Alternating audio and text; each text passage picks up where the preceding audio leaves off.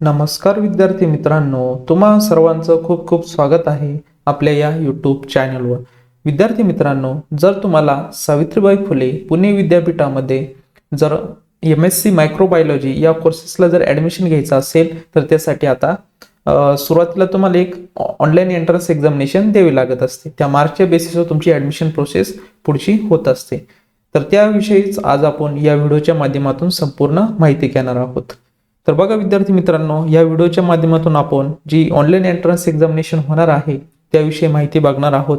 तसेच बघा इम्पॉर्टंट ज्या डेट्स आहेत, त्यानंतर कोर्सेस विषयी माहिती बघणार आहोत. कोणकोणते विद्यार्थी इलिजिबल असणार आहे यासाठी ॲप्लिकेशन करण्यासाठी, तसेच फी किती लागणार आहे ॲप्लिकेशन करण्यासाठी, त्यानंतर कोणत्या ठिकाणी तुम्हाला ॲप्लिकेशन करायचं आहे त्याविषयी संपूर्ण माहिती जी आहे तर या व्हिडिओच्या माध्यमातून आपण बघणार आहोत. तर व्हिडिओ संपूर्ण बघा म्हणजे तुमचे डाऊट्स क्लिअर होतील.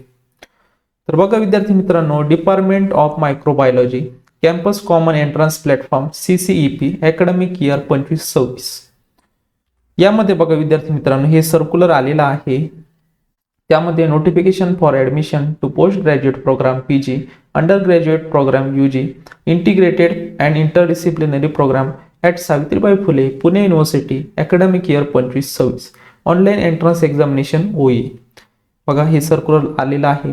यामध्ये बघा जर तुम्हाला डिपार्टमेंट ऑफ मायक्रोबायोलॉजी यासाठी जर या डिपार्टमेंट अंतर्गत MSc मायक्रोबायोलॉजी या कोर्सेसला जर ॲडमिशन घ्यायचं असेल तर बघा हा 2 वर्षाचा कोर्सेस असणार आहे. 40 विद्यार्थी ते घेणार आहेत. यासाठी कोण कोण इलिजिबल असणार आहे MSc मायक्रोबायोलॉजीसाठी? बघा जर तुम्हाला यासाठी ॲप्लिकेशन करायचं असेल, ऑनलाईन एंट्रन्स एक्झामिनेशन द्यायची असेल तर तुम्ही BSc इन मायक्रोबायोलॉजी मध्ये जर केलेला असेल ते विद्यार्थी इलिजिबल असणार आहे.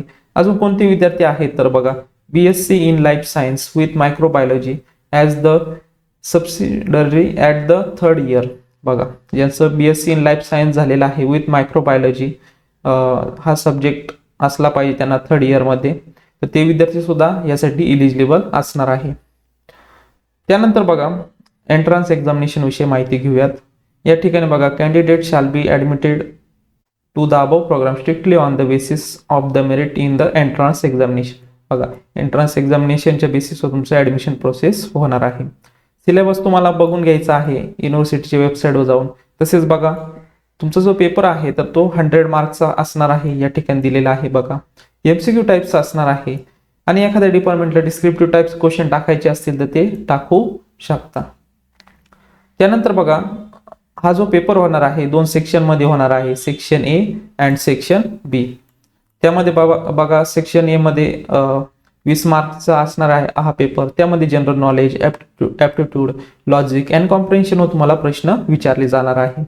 सेक्शन B मध्ये सब्जेक्ट रिलेटेड क्वेश्चन विचारले जाणार आहे 80 मार्क्सला. अशा प्रकारे हा 100 मार्क्सचा तुमचा पेपर होणार आहे. त्यानंतर दोन्ही सेक्शन लगेच कंडक्ट केले जाणार आहे एका मागे एक, म्हणजे मध्ये ब्रेक वगैरे भेटणार नाही. त्यानंतर बघा निगेटिव्ह मार्किंग जे आहे तर ती 1/4 निगेटिव्ह मार्किंग असणार आहे आणि दोन्ही सेक्शन जे आहे तर त्यांचे मार्क कन्सिडर केले जाणार आहे. म्हणून दोन्ही सेक्शनचा चांगला अभ्यास करा म्हणजे तुमचं नक्कीच त्यामध्ये सिलेक्शन होणार आहे. त्यानंतर बघा ऑनलाईन ॲप्लिकेशनला सुरुवात कधी झालेली आहे 12/2/2025 ला. लास्ट डेट बघा 3 मार्चला आहे. आता हा MSc प्रोग्राम जो आहे तर तो PG लेवलचा आहे. तर त्यासाठी बघा तुमची एक्झाम 18 मार्च ते 20 मार्च या दरम्यान तुमची एक्झाम होणार आहे. अंडर ग्रॅज्युएट प्रोग्राम बघा 4 एप्रिल 2025 या तारखेला ज्यांचे अंडर ग्रॅज्युएट प्रोग्राम असतील कोर्सेस तर त्यांचं जी एक्झाम आहे तर ती 4 एप्रिलला होणार आहे. एक्झामला टाइम बघा 2 तासाचा दिला जाणार आहे. हॉल तिकीट कधी मिळणार आहे? पेपरच्या 5 दिवस अगोदर तुम्हाला हॉल तिकीट मिळणार आहे. त्यानंतर पुढील माहिती बघूयात. बघा विद्यार्थी मित्रांनो,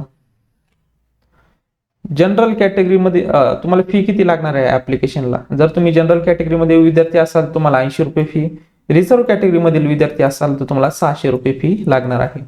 आणि जर तुम्हाला एकापेक्षा अनेक कोर्सेसला जर ॲप्लिकेशन करायचं असेल तर करू शकता. त्यासाठी तुम्हाला सेपरेट जी फी आहे तर ती फी लागणार आहे. Payment should be made online. बघा तुम्हाला जे पेमेंट करायचं आहे ऑनलाईन पद्धतीनेच करायचं आहे. Debit card, credit card, net बँकिंगचा यूज करून तुम्ही पेमेंट करू शकता. त्यानंतर बघा campus common entrance platform CCEP या वेबसाईटवर जाऊन तुम्हाला या ठिकाणी तुम्हाला ऍप्लिकेशन करायचं आहे. सुरुवातीला तुम्हाला लॉग इनच्या खाली बघा इथे रजिस्ट्रेशन हिअर हा ऑप्शन आहे. सुरुवातीला रजिस्ट्रेशन करून घ्या. ID पासवर्ड मिळून जाईल तुम्हाला. मग ID पासवर्ड तुम्हाला इथे एंटर करायचा आहे. इथे ID नंतर इथे पासवर्ड. त्यानंतर इथे दिला जो कॅप्चा कोड आहे तर तो कॅप्चा कोड या ठिकाणी एंटर करा आणि लॉग इन बटनावर क्लिक करा. लॉग इन झाल्यानंतर व्यवस्थित फॉर्म जो आहे तर तो भरून घ्या. त्यामध्ये तुमची डेट ऑफ बर्थ असेल, तुमचं नाव असेल व्यवस्थित टाका. जर तुम्हाला काही डाऊट्स असतील नक्कीच कमेंट बॉक्समध्ये विचारू शकता. आणि बघा पेमेंट करायच्या अगोदर एकदा संपूर्ण फॉर्म जो आहे तर तो चेक करून घ्या आणि त्यानंतरच मग फायनल पेमेंट करा. पेमेंट केल्यानंतर काही एडिट करायचं ऑप्शन वाटतं येत नाही, त्यामुळे व्यवस्थित फॉर्म भरा.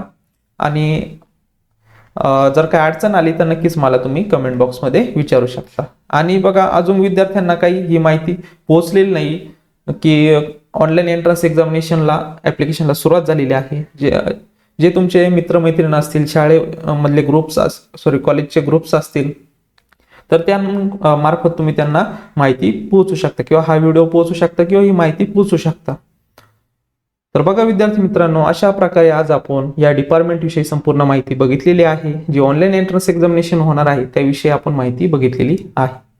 जे विद्यार्थी आपल्या चॅनलवर नवीन असतील ते चॅनल सबस्क्राईब करून घ्या, म्हणजेच नवनवीन व्हिडिओ तसेच नवनवीन अपडेट्स तुम्हाला भेटत जातील. तर विद्यार्थी मित्रांनो, भेटूयात नवीन अशा एका व्हिडिओमध्ये. तोपर्यंत धन्यवाद.